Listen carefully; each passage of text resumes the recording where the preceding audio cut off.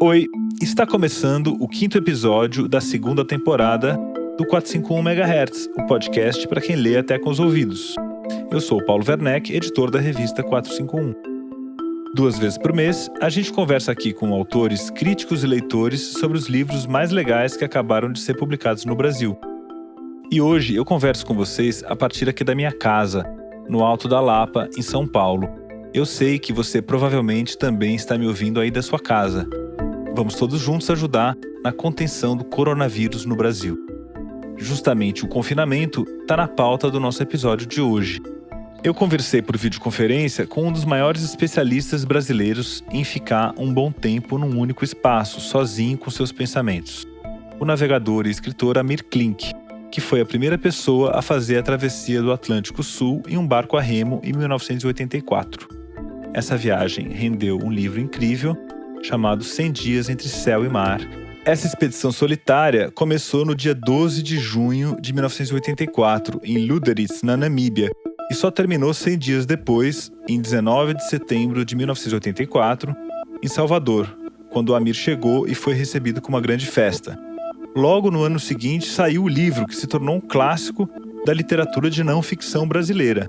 O livro é uma delícia, fui reler agora para me preparar para a entrevista. É impressionante como o Amir escreve bem, como ele domina a arte da narrativa.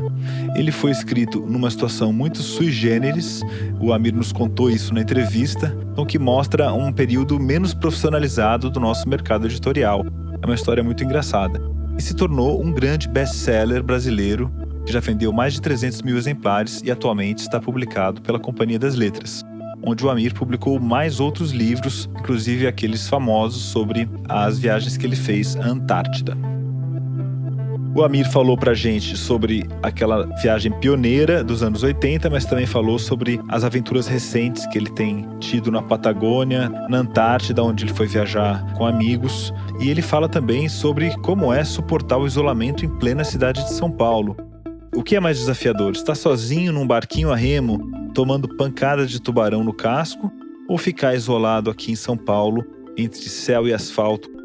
E aos poucos eu fui descobrindo essa vida em volta, não tinha essa monotonia que a gente está vivendo agora. Eu estou na mesma sala, aqui na mesma casa, com os mesmos vizinhos em volta, a gente pode conversar pela janela, pelo telefone, pela internet. Embora fosse uma experiência muito intensa de confinamento, em nenhum momento foi uma experiência monótona. E este episódio do 451 MHz tem o apoio da FGV Editora. Você que acompanha o nosso podcast sabe que a gente gosta muito de falar de livros que fazem pensar sobre a atualidade. Um tema que está sempre em pauta é a economia agrícola do país, que acaba de ganhar mais uma fonte para o debate. Alimentando o Mundo, o surgimento da moderna economia agrícola no Brasil, é um lançamento da FGV Editora em coedição com a imprensa oficial do Estado de São Paulo.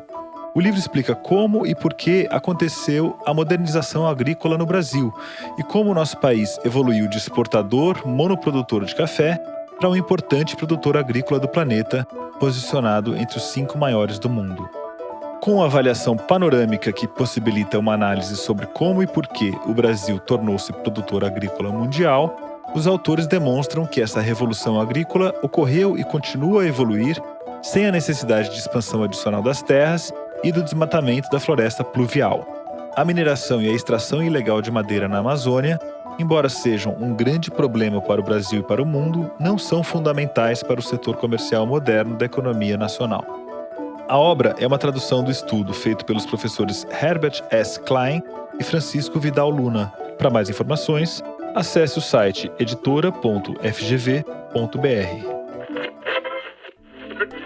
Bom, se conversar com grandes autores aqui no 451 MHz é sempre uma grande emoção, conversar com o Amir Klink foi uma emoção adicional. Afinal de contas, é um herói até mesmo da minha infância. Eu me lembro das notícias que falavam sobre a viagem dele. Foi um grande acontecimento nos anos 80, a travessia do Atlântico empreendida pelo Amir Klink. E depois o livro dele se tornou também muito marcante para quem gosta de livros no Brasil. A gente teve uma conversa tão boa com o Amir que a gente decidiu dividir ela em 2 blocos, cada um deles falando sobre uma parte da vida e da obra dele. A gente começou falando, é claro, sobre a famosa travessia do Atlântico de 1984. Eu só queria lembrar que, como a gente está em quarentena, essas gravações foram feitas fora dos nossos estúdios e, por isso, podem apresentar alguma variação de sonoridade entre a minha voz e a voz do Amir. Bom, Amir, muito obrigado pela presença aqui no 451 MHz. Você me contou agora há pouco que estava vivendo esse confinamento forçado e estático, né? Que é uma novidade para você. Você chegou a se preparar para esses dias de confinamento, assim como você se preparou para suas viagens? Você pensou, como você costuma fazer, na sua comida, na sua rotina, nas coisas que você precisava ter ao seu alcance, etc.? De maneira muito prosaica. Eu penso que qualquer atitude um pouco mais contundente na escala social em que a gente está vivendo pode se transformar num problema, que nem aconteceu, por exemplo, na greve dos caminhoneiros e todo mundo começou a correr atrás de gasolina. Bom, o que é um tanque de gasolina? Vai salvar a sua vida? Não. Eu, por uma questão de princípios, assim, eu não quis que ninguém saísse correndo, estocando alimentos, mas eu estou acostumado a fazer isso. Esse ano a gente fez uma viagem para a Antártica com o meu primeiro barco, né? E a gente colocou 1 ano de autonomia completa dentro do barco. 15 meses, na verdade. E descemos de Paraty para as Ilhas Falkland, e das Falkland eu assumi o comando do barco até a Antártica, e agora o barco eu acabei deixando lá nas Falklands. A gente viveu uma experiência de confinamento intenso, só que a gente está se movendo, está lutando. Pegamos um tempo muito ruim, ondas muito grandes no Drake, tivemos uma temporada antártica absolutamente maravilhosa, a meteorologia contribuiu, mas é uma experiência completamente diferente. Era o sonho desses amigos meus que foram junto conhecer a região antártica, era um sonho poder ver as baleias de perto, aprender a identificar as espécies de pinguins, mas não era uma experiência dura como essa, onde a gente está vivendo, além do problema do confinamento estático, a gente está vivendo a coisa mais terrível de todas, que é a incerteza. Quanto tempo vai durar isso? E essa incerteza é uma tortura. A diferença no mar é que você sabe que vai demorar muito, você vai sofrer muito, mas se você não perder o foco, um dia você vai chegar no teu cunho de amarração e vai botar a tua amarra ali. E aqui a gente não sabe onde está esse cunho, a gente nem sabe por quanto tempo e nem para onde a gente está indo. É muita ansiedade, né? Mas eu estava aqui antes da entrevista relendo o 100 Dias Entre Céu e Mar, que é uma maravilha de livro para esses dias, inclusive, de confinamento que está todo mundo vivendo. E ali o comecinho é impressionante, Amir. A hora que você zarpa, quando você se faz ao mar na África, é um caos a sua partida, né? Não te fez ter medo? Eu não estava com medo, para falar a verdade, eu estava em pânico. Estava com muito medo, muito medo.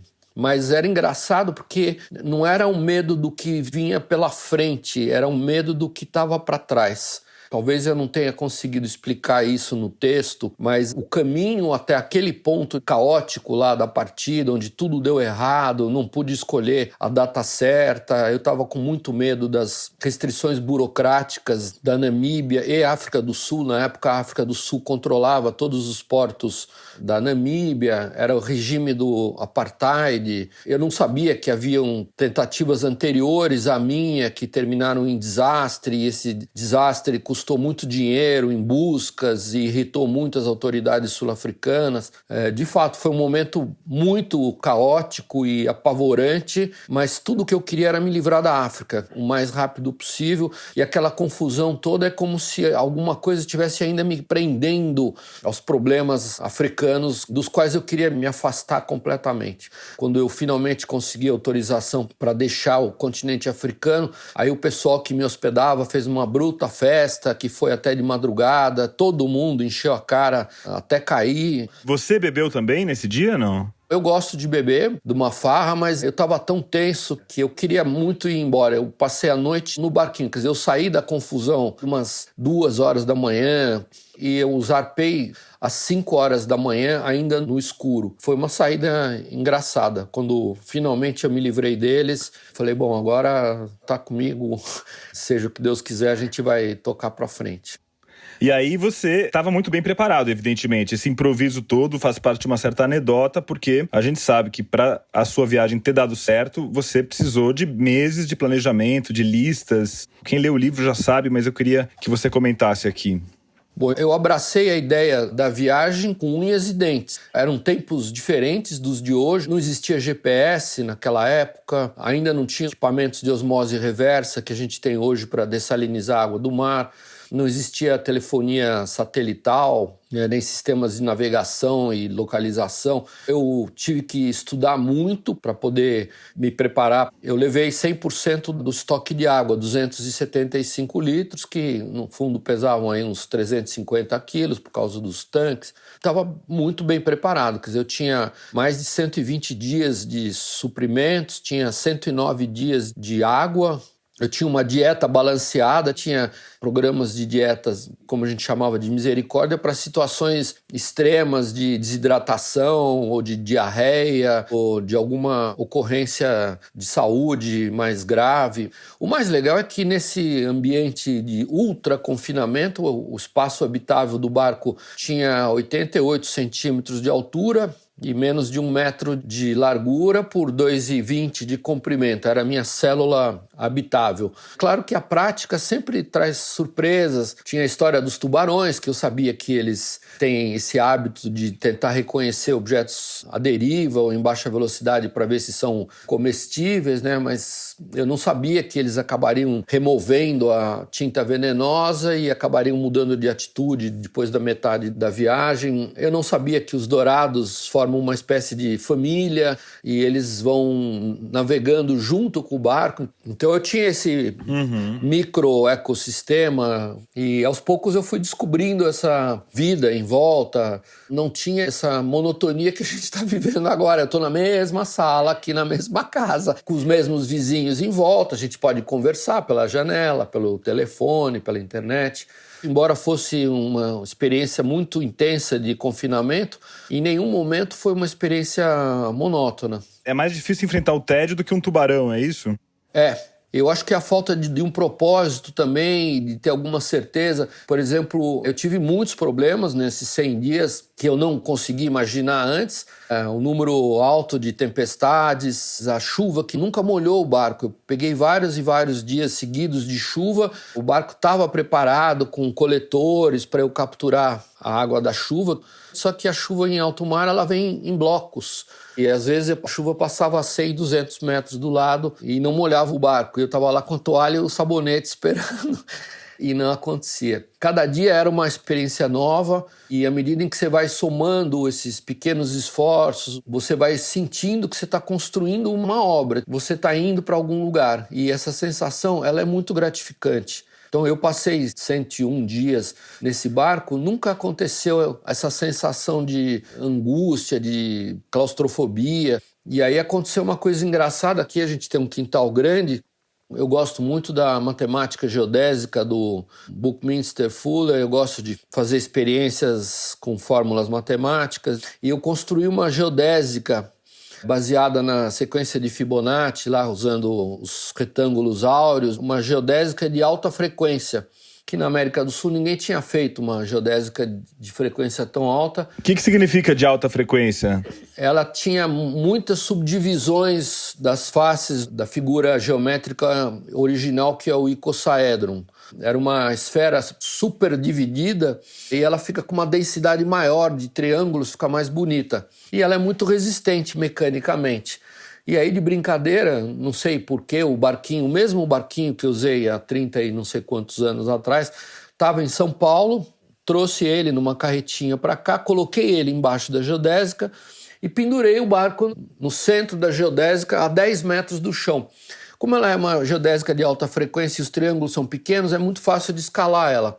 E aí eu subi por fora da geodésica, entrei dentro do barquinho e é como se ele estivesse navegando, porque ele estava pendurado por 2 pontos, então ele balançava um pouco quando você ficava lá dentro dele. Eu falei, uau, me lembra os dias que eu passei no mar. Aí no final de tarde eu falei, quer saber de uma coisa? Vou passar uma noite dentro do barco. Passei 100 noites dentro desse barquinho, vou passar uma noite. E eu não tenho problemas de claustrofobia, de ansiedade de espaços pequenos, medo de escuro, essas coisas, não tenho nada disso. Então eu peguei uma garrafa de vinho, preparei uns sanduíches legais de salmão, não sei o quê, montei um kit piquenique, travesseiro, um saco de dormir, tudo em ordem dentro do barquinho. E você sabe que eu quase fiquei louco lá. Eu não consegui ficar 4 horas. Por quê, hein? Não sei. Gastura? Não sei, porque eu estava parado. A rua e os carros passando na rua, por cima do muro, estava 3 andares de altura, e eu não consegui ficar lá dentro. Não consegui tomar o vinho, não consegui comer. Então, por volta da 1, 2 horas da manhã, eu não aguentava ficar lá. Eu não aguentei ficar, tive que descer. Por que numa situação tão agressiva de tubarão raspando embaixo, baleia empurrando, onda capotando, não sei o quê, eu vivi com tanta alegria, tanto conforto, e de repente no conforto do quintal da minha casa, a 30 metros da minha família, eu não consegui ficar 6 horas dentro do barco. Só 6 horas, não eram 100 dias. E eu não consegui. Bom, primeiro fracasso que eu ouço falar sobre você, viu? Primeira vez que você não consegue terminar um empreendimento, pelo que eu saiba.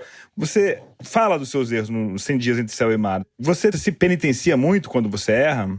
Eu acho que o processo de errar e acertar faz parte desse exercício de planejar. Então eu tenho consciência de que eu errei muito, eu acho que os erros ajudaram muito também. Eu errei no projeto do barco, tive que recomeçar. Eu talvez errei na viagem por começar num dia muito ruim. Era um erro calculado porque havia o risco de a viagem não acontecer. Quer dizer, se eu demorasse alguns dias, provavelmente as autoridades sul-africanas não teriam autorizado a minha saída. Mas errar é uma parte, eu acho, importante do processo. Tinha muito medo também. Não tenho vergonha de confessar isso. Eu sei que faz parte da encrenca aprender a conviver com o medo.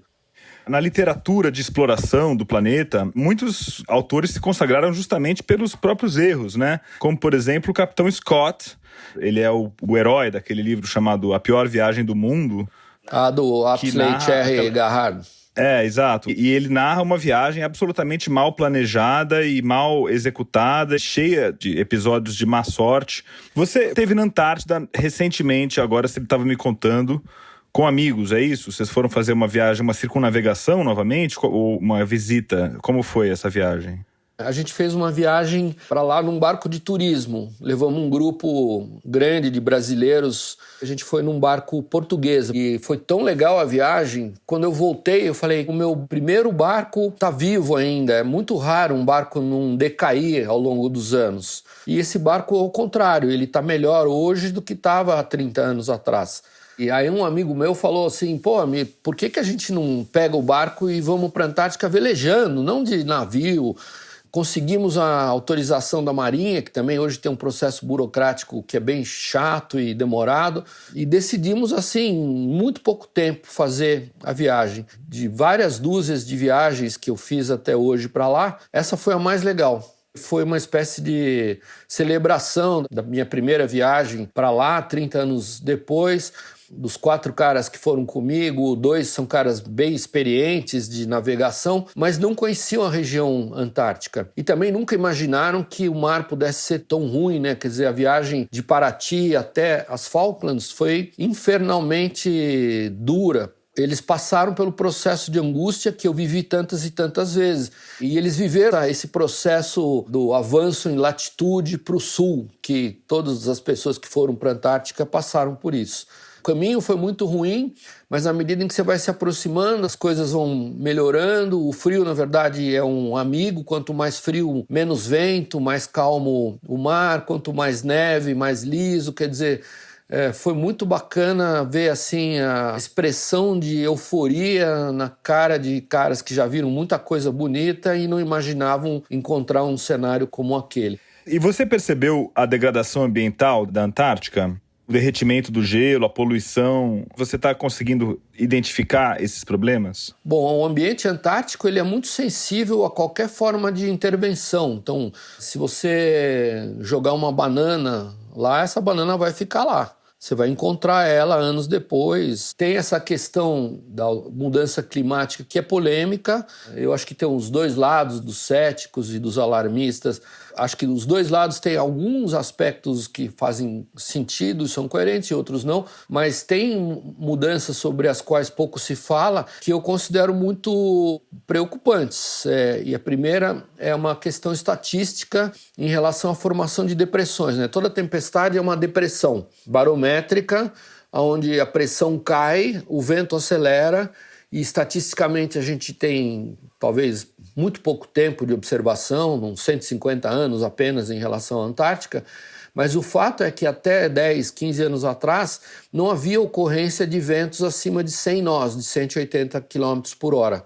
E hoje virou absolutamente comum. É uma mudança no clima muito preocupante, principalmente para alguém que depende do vento para chegar lá. Mesmo na região da Terra do Fogo, Ushuaia, Porto Williams, não havia ocorrência de ventos violentos e de uns anos para cá, muito poucos anos para cá, menos de uma década, a gente tem observado ventos completamente fora da curva estatística que se observou nos séculos anteriores. A outra coisa que preocupa em relação ao clima, que é engraçado, quando eu fui nos primeiros anos para a Antártica, eu tinha o hábito de ficar sem camisa, fiquei às vezes pelado, quando dava aqueles dias esplendorosos, sem vento, com sol maravilhoso, não sei o quê.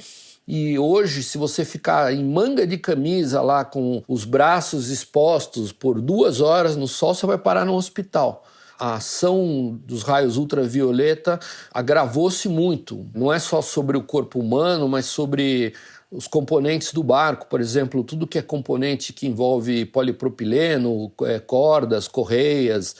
Essas correias que há 20 anos atrás, 30 anos, duravam 3, 4 temporadas, hoje não aguentam uma temporada. É uma espécie de termômetro muito visível de que alguma coisa mudou.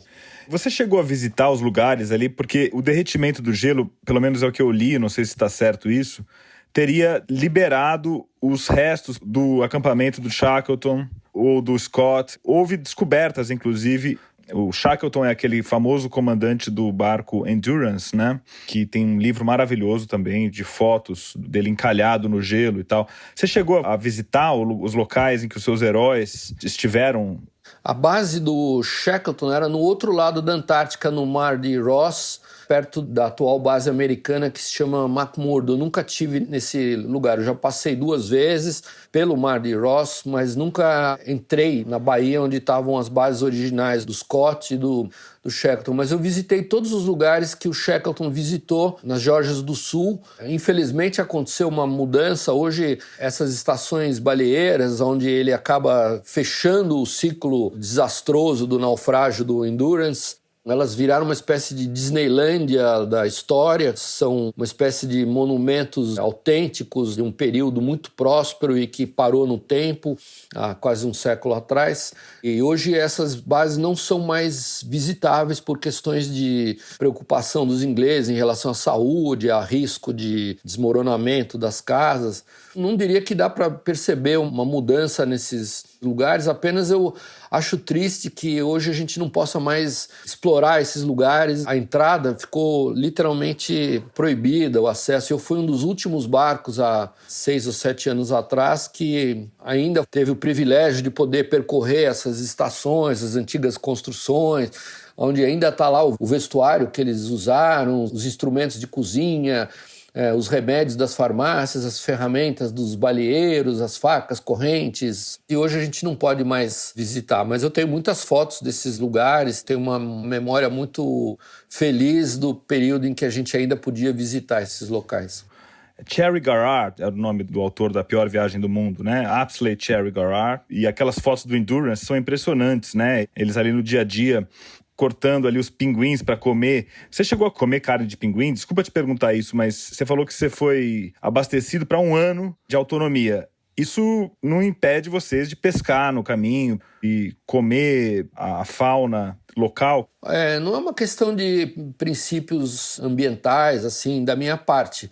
Eu não tenho a menor cerimônia se eu tivesse passando fome, tivesse que salvar minha tripulação da fome, eu não tenho 5 minutos de dó de esfaquear uma baleia, abrir uma foca, comer pinguim, mas eu nunca precisei fazer isso. Nunca tive essa vontade.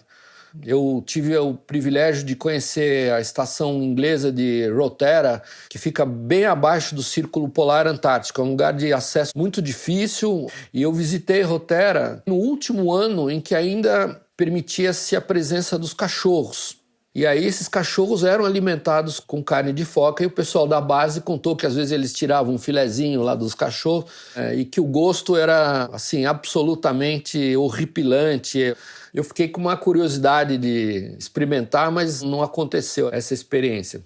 E de fato você tem razão, exatamente na altura das Ilhas Falkland, aí você encontra atuns. Então algumas das viagens, pelo menos umas 8 ou 10, quando a gente foi com o Paraty 2, um dos tripulantes era um exímio pescador, o Flavinho, e aí várias vezes a gente chegou a pegar 1 ou 2 atuns grandes, mas é um problema no barco para limpar, para conservar, você depende da geladeira, quer dizer, a gente pegava um atum para fazer, assim, passar uma semana fazendo sashimi e enriquecendo um pouquinho o nosso cardápio. Mas a verdade é que a gente gosta de cozinhar, a gente sempre está bem equipado em questão de suprimentos e não é um atrativo, assim, muito recorrente esse de pescar ou de comer produtos locais. Essa questão da poluição, o plástico no mar, você tem visto muito plástico ali na Baía de Paraty e nas suas navegações mais perto aqui? Você tem sentido esse drama que a gente vê nos jornais? Você vê plástico boiando ou então animais presos no plástico ou na praia?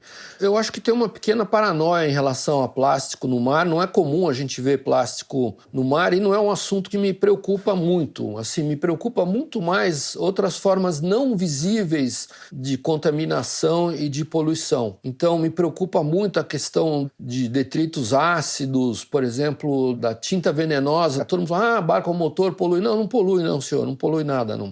O que polui num barco é que eles são pintados com tintas feitas para se dissolverem no mar. E ninguém fala sobre isso. São tintas à base de mercúrio, de produtos altamente tóxicos. Me preocupa, por exemplo, a sobrepesca, o overfishing, né? Quer dizer, o excesso de pesca não controlado, práticas não muito corretas. Me preocupa muito, por exemplo, o processo silencioso e catastrófico de assoreamento dos rios e que impacta severamente as regiões costeiras. O plástico me preocupou muito no ano passado. A gente foi 2 ou 3 vezes de carro para a Terra do Fogo. E a gente atravessou as extensões menos populosas do planeta Terra.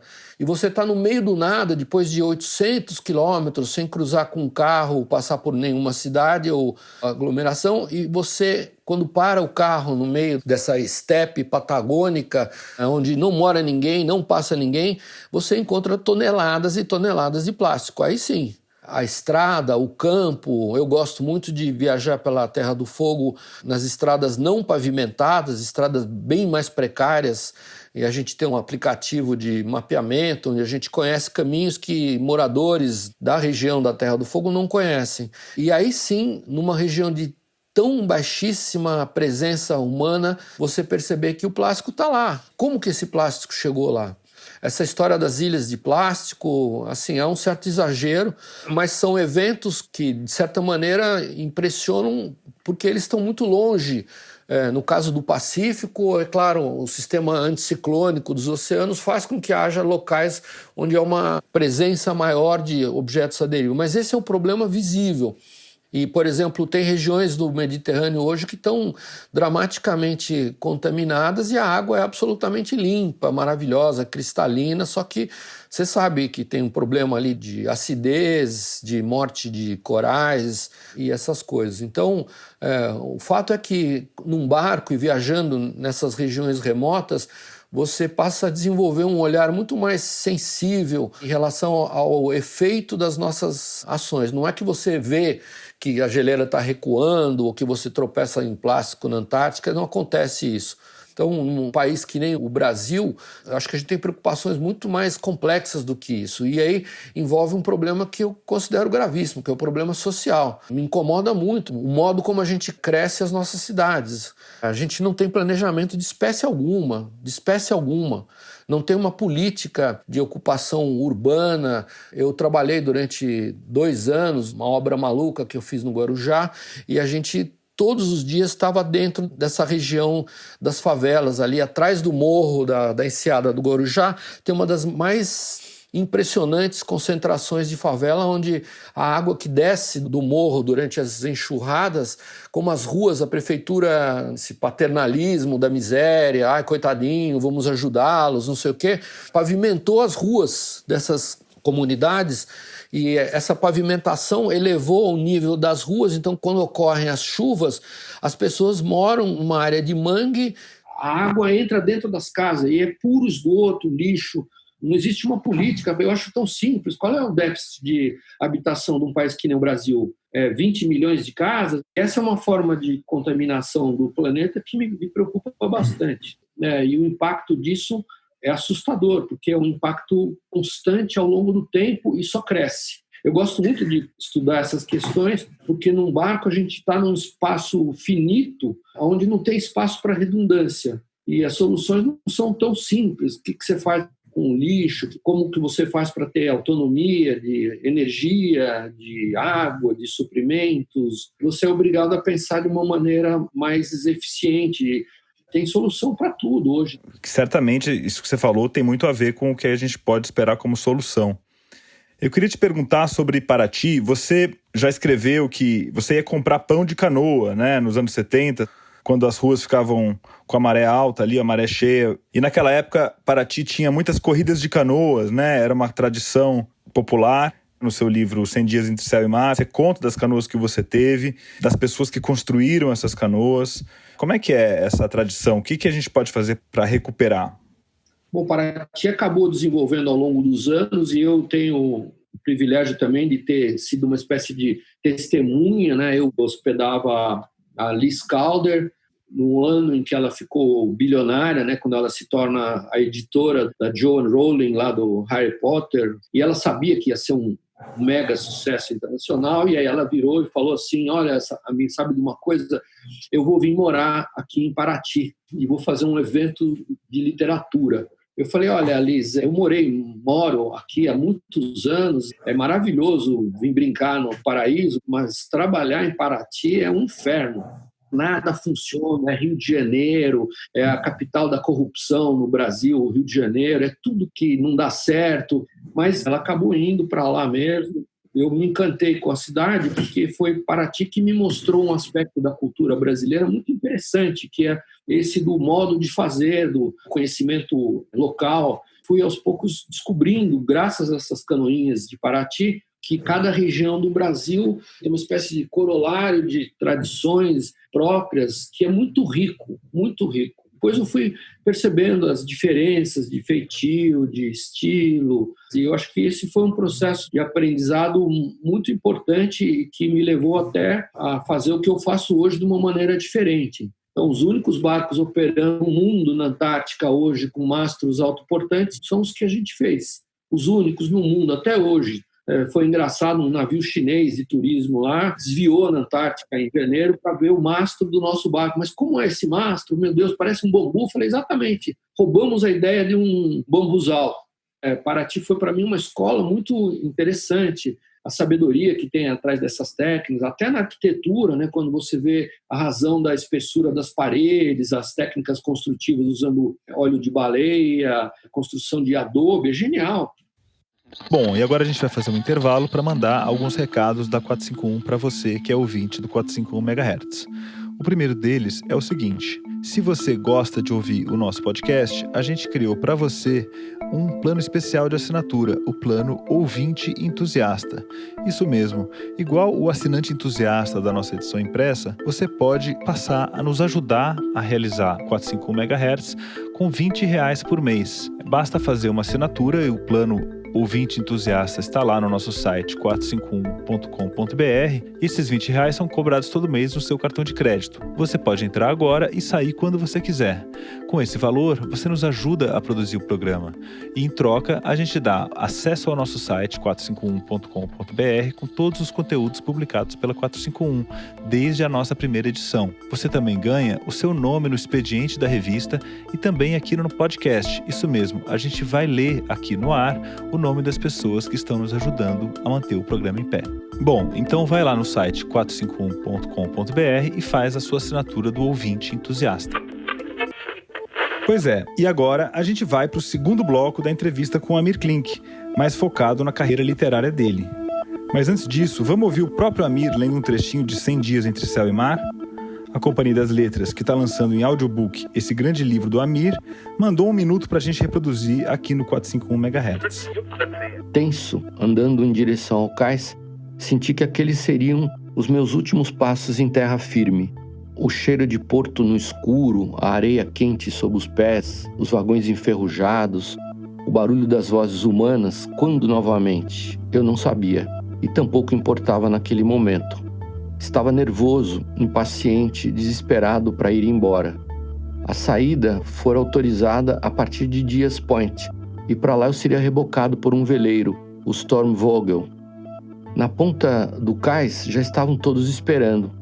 Helena com as crianças, a querida Anne-Marie e os inesquecíveis amigos de Luderitz, com as caras amassadas de sono e alguns olhos molhados. Tinha um enorme nó na garganta e simplesmente não pude me despedir de ninguém. A voz não saía. Amir Klink, onde você aprendeu a escrever tão bem? Porque uma coisa impressionante nos seus livros é a delícia da leitura. Seu primeiro livro, que é 100 Dias Entre Céu e Mar, você voltou de viagem, escreveu e publicou, né? Quer dizer, você nem ficou burilando esse livro por anos. Você é um escritor nato, estava à procura de um assunto. Onde você aprendeu a escrever tão bem?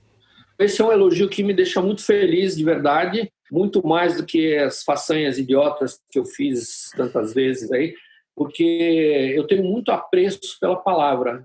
Foi a grande herança que foi deixada por meus pais. Então, meus pais tinham um apreço muito grande pela palavra escrita. Meu pai morou no Irã muitos anos, era fluente no Farsi. Minha mãe escrevia em 6 idiomas, escrevia super bem. Infelizmente, eles nunca publicaram nada, mas desde pequeno eu sempre li muito. Eu acho que a leitura ela é absolutamente essencial para você fazer bom uso da palavra. E eu me apaixonei assim pelo exercício de escrever com concisão. Quer dizer, eu gostava de ler poesia, gostava de alguns autores cujo texto me impressionava bastante. O cara cujo texto mais me impressiona até hoje é o Campos de Carvalho. Para falar a verdade, nem gosto de toda a obra dele, mas de um livro especificamente onde ele foi absolutamente brilhante, que foi reeditado recentemente com o prefácio do filho do Mário Prata, lá do Antônio Prata. É o Púcaro Búlgaro esse livro? A Lua Vem da Ásia. Quem diria? A gente imagina que você lendo Júlio Verne, Euclides da Cunha, mas o Campos de Carvalho realmente é uma surpresa. O texto é maravilhoso porque é um texto um pouco satírico. E minha mãe tinha esse estilo de escrever com uma maneira um pouco ácida, mas de fato eu fico muito contente com o seu elogio porque eu me empenho bastante, eu gosto mesmo de escrever, gosto de trabalhar texto, gosto de trabalhar. Eu tenho profundo prazer em ter feito 100 dias, por exemplo. Eu escrevi o livro, ninguém escreveu para mim. Sim, dá para perceber isso na leitura, né? Que são palavras que você tem muita intimidade, né? E era um desafio difícil, porque às vezes você tem experiências maravilhosas de vida que quando se transformam em palavra escrita, num livro, numa obra, ficam desinteressantes.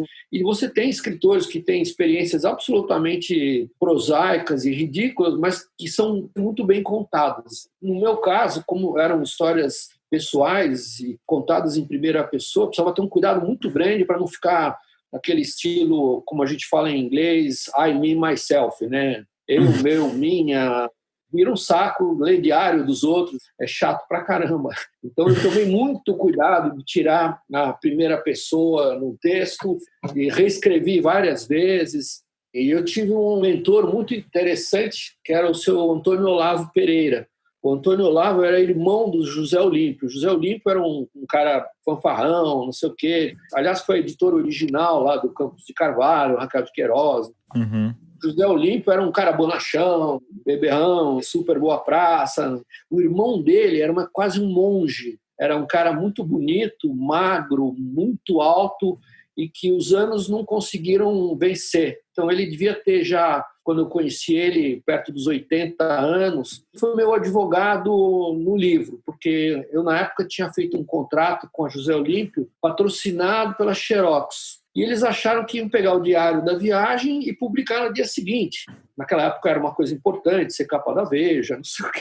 É ruim para o seu currículo.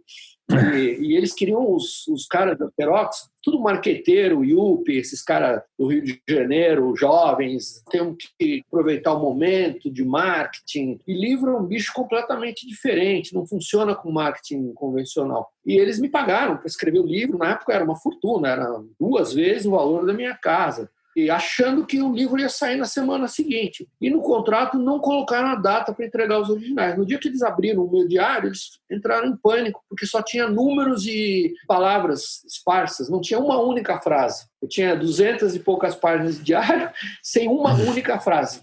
Eles falaram, nossa, fomos enganados. E aí eles já tinham pago. E eu levei 1 ano para escrever. A Xerox, na época, contratou um advogado em São Paulo, o Dr. Tupinambá, eu chamava de Dr. Tupi, e esse cara foi contratado pelo Rio de Janeiro para todos os dias tocar a campainha da porta de casa, e todos os dias, às 8 horas da manhã, o Dr. Tupi aparecia e falava, bom dia, senhor Amir, quantas páginas o senhor escreveu ontem? Ele fez isso durante 11 meses. Então, houve essa pressão engraçada por trás do livro, e eu tinha semanas que eu não estava inspirado, não escrevia nada, né? Mas o Antônio Olavo era um cara muito querido, ele era casado com a Bunara, que era parente lá do Monteiro Lobato, e a única pessoa que leu os textos que eu ia fazendo era o Antônio Olavo. Ele nunca fez um comentário sobre estilo, ele falava, filho, você está navegando numa boa direção.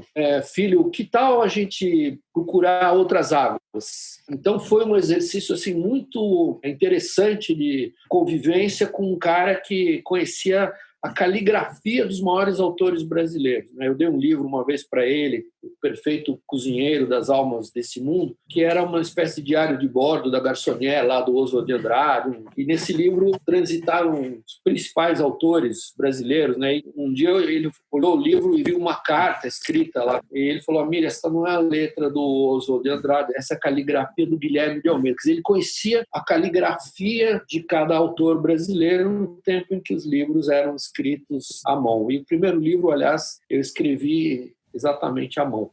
Que maravilha, Amir. Pô, 2 grandes ideias para os editores. Esses toques aí do Antônio Olavo Pereira e também o Dr. Tupinambá, que não deixa de ter sido eficiente em te cobrar os originais, né? Você está escrevendo agora, não? Eu sou altamente criticado aqui em casa, a Marina, as meninas, pai, por que você não vai para um canto e começa a escrever? Não estou escrevendo nesse momento, mas tenho muita vontade de atacar um novo livro proximamente. Maravilha. Então vai escrever agora, antes que o Dr. Tupi toque a campainha. Muito obrigado, viu, pela entrevista. Foi o máximo conversar com você. Tenho muito orgulho de ter entrevistado você aqui. Muito obrigado, viu? Sucesso. Obrigado pela entrevista. Você que está em quarentena e está impossibilitado de frequentar livrarias, por que não faz uma assinatura do Clube 451? É o nosso clube do livro. O Clube 451 do mês de abril traz um livro incrível da repórter da New Yorker Gia Tolentino.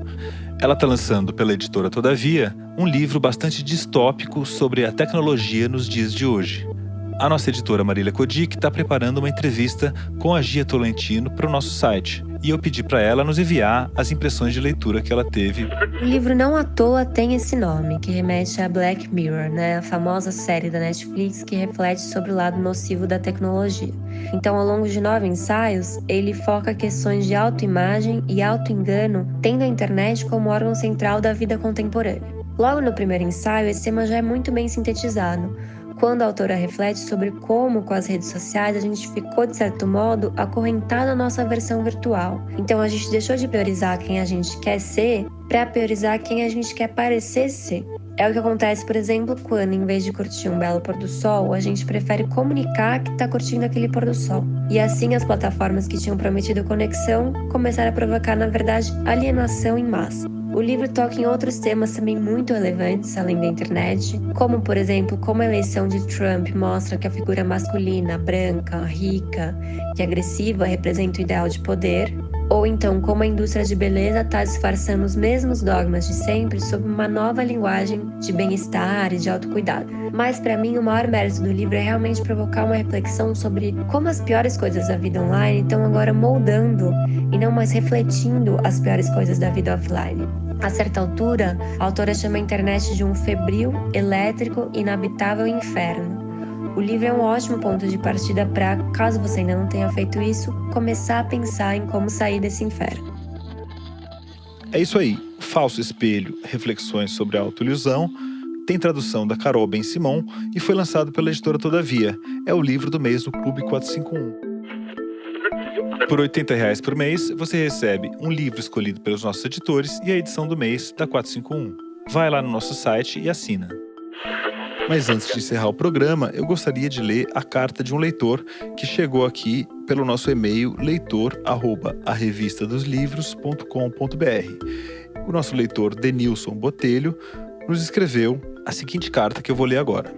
Caros editores, é de causar perplexidade e indignação o primeiro bloco do podcast do dia 20 de março de 2020.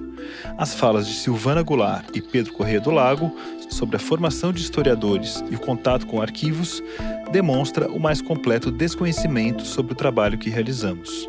Nossos alunos, tanto na graduação quanto na pós-graduação, têm sólida formação acadêmica, o que significa contato frequente e regular tanto com arquivos quanto com documentos manuscritos de diferentes épocas, além de outras fontes.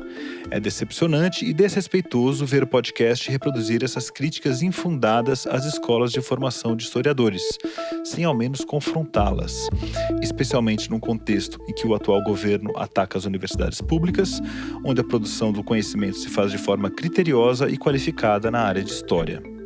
Como assinante, leitor e ouvinte, sinto-me profundamente atingido e desrespeitado, especialmente com o que se disse a partir dos 19 minutos.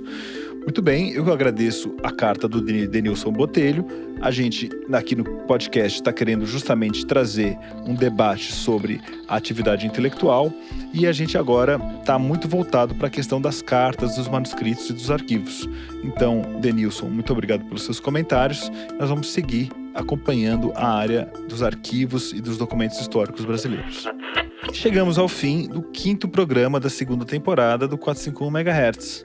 O nosso próximo episódio vai ao ar daqui a 2 semanas, no dia 17 de abril. O 451 MHz é uma produção da Rádio Novelo para a Associação 451. E eu sou o Paulo Werneck.